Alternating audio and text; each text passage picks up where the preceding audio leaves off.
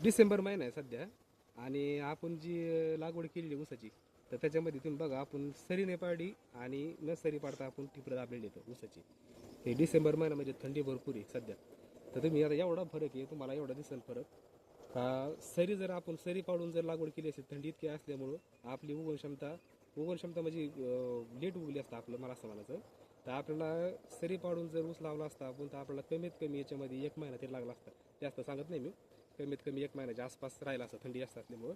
पण आपण सरी नाही पाडून आपण नुसतं ठिबकवरच आपण टिपरं दाबण्याची एक डोळा पद्धत त्याच्यामध्ये तुम्ही बघा त्याच्यामध्ये याला कोंब आलेले तर काही केला तर आपण दाखवू नंतर पुढं कोंब आलेले तर त्याचा फायदा असा झाला आपल्याला का आपण सरी पाडून आपण पारंपरिकमध्ये पायाने टिपरं दाबतो आपण तर ते टिपरं खाली शिरते ते सरायलाच माहिती.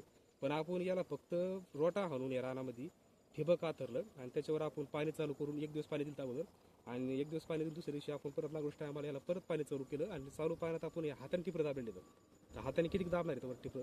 तर ते हाताने दाबल्यामुळं ते टिपरं आपले गेलेले फक्त म्हणजे टिपरं झाकलेले एवढंच झालेले जास्त खाली नाही गेले फक्त मातीच्या आड झाकले तर आणि तेवढं झाकल्यामुळे बघा तुम्ही आता याला कोंब आलेलं तर मग तुम्ही बघा आता ही जी लागवड आपण म्हणजे रिस्क केलेली आपण स्वतः रिस्कवर केलेली लागवड आपण तरी पण आता याला कोंब या लागले म्हणजे शेतकऱ्याने थोडाफार तरी या विचाराचा केला पाहिजे. तर आपण ते एक कोंब दाखवू आणि हे शॉर्ट हे संपवत आपण.